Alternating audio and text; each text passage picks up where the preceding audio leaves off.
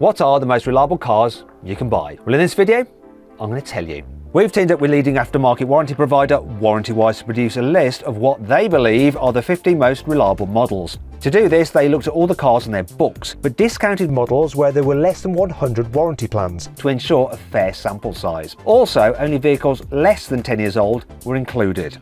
Obviously, none of the cars included in this survey had any of their manufacturer's warranty remaining. After all, you'd only buy an aftermarket warranty once the manufacturer's has run out. This left us with 200 different models of used car in the survey. Warrantywise then analysed their data to determine a reliability index for each car. They also recorded the age and mileage of cars when they did go wrong, the average cost per repair and the time it took to fix them. They used that data to give each car a score out of 100. The higher the score, the more reliable the car. And now I'm going to reveal those cars that got the top scores. I'm Matt Watson, and you're watching Car Wow.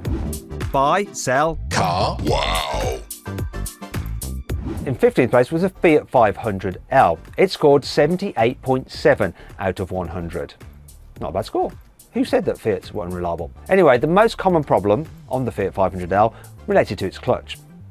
Is that anything to do with the way that the owners drive them?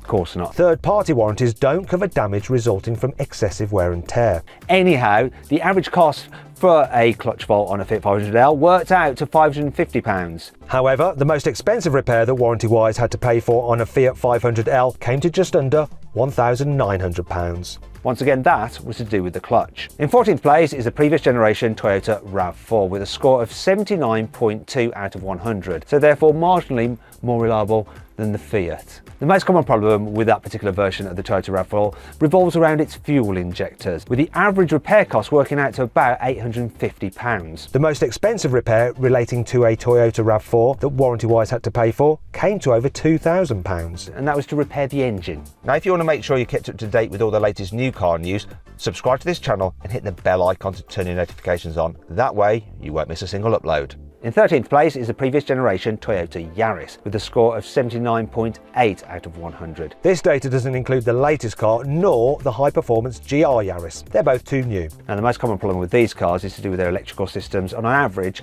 they cost around £800 to fix. Meanwhile, the biggest repair bill for a Toyota Yaris came to more than £3,100. That was to fix a faulty gearbox. In 12th place is the current generation of Renault Kangoo.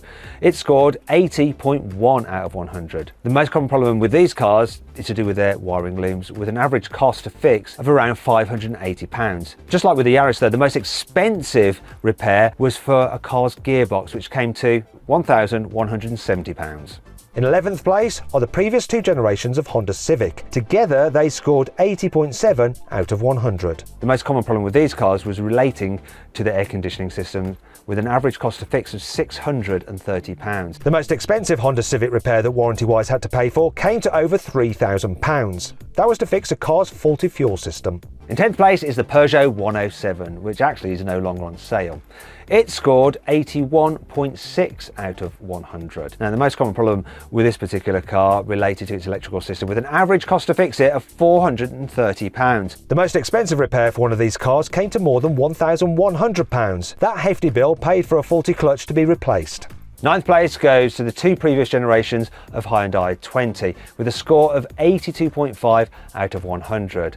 Once again, the most common problem was to do with the electrical system, and in these versions of the Hyundai i20, the average cost to repair them was £520. The most expensive repair for one of these cheap hatchbacks came to more than 4.5 times that amount. Yep, one i20 needed almost £2,400 worth of repairs to its suspension components. In 8th place is the Suzuki Alto. It scored 83.9 out of 100. Once again, most common problem, electrical. The average cost of fixing the Suzuki though is less than the other cars previously mentioned, at £330. The most expensive repair to a Suzuki Alto was related to a problem with a car's cam belt. The cam belt controls when air and exhaust gases move through the engine, so it's pretty important. Despite that, the issue cost less than £740 to put right. Seems like it's quite a cheap car then, in more ways than one. In 7th place is the previous generation Kia Rio with a score of 84.9 out of 100. The most common fault on that car is relating to the gearbox, which came with an average cost to repair of £530. The most expensive fault to fix on a Rio was the turbocharger, which came to £1,655. In sixth place is the previous generation of Kia Ceed with a score of 85 out of 100. The most common fault on these cars relate to the suspension and wheel bearings, with an average cost to fix of around £500. The most expensive repair on a Kia Ceed included in the survey came to £1,900 to fix its gearbox. Next up is the two previous generation versions of the Toyota Aygo, which take fifth place with a score of 85.5 out of 100. The most common fault relates to their alternators, with an average cost to fix of £375. But the most expensive repair was £1,300 to fix an Aygo's clutch. In fourth place is the previous generation version of the Mazda MX-5, also known as the NC, with a score of 86.5 out of 100. The most common fault on those cars is to do with their suspension, with an average cost to fix of £340. But the most expensive Mazda MX-5 repair bill that Warranty Wise had to pay for was to do with the car's air conditioning system, which cost almost £590 to fix. And now we come to the top three most reliable used cars. And in third place is the Toyota Auris, so the car that the current Corolla replaced. It scored 89.7 out of 100. The most common problem on these cars proved to be related to their gearbox, with an average cost to repair of £770. The biggest repair bill was, once again, to do with an Auris's gearbox. It came to more than £1,800. If you're thinking about buying a Toyota hatchback, click on the pop-out banner or follow the link in the description below to watch my full in-depth video review of the latest Toyota Corolla. In second place is the Mazda 2, the current generation model and the previous generation, with a score of 89.9 out of 100. The most common fault is to do with the car suspension, with an average cost to repair of £320. The biggest repair bill was much pricier than that though. One car had a faulty power steering pump, which cost more than £2,400 to repair.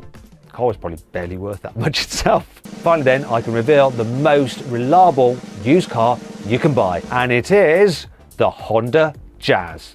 It's the two previous generation models to be precise, and they scored an incredible 93.7 out of 100, which is quite a big jump from the second place car. The most common fault with these Honda Jazzes is to do with their central locking, £420 on average to fix. These cars aren't perfect though. The most expensive repair bill that Warranty Wise recorded for these generations of Honda Jazz related to the air conditioning system. It came to just over £970. Anyway, what do you think of this list? Are there some common themes? I can see some. Let me know if you spotted them in the comments below. Anyway, if you want to watch more videos, click on those windows there. And if you want to see how much your car is worth, if you're thinking of selling it, click on that box there to go to CarWow.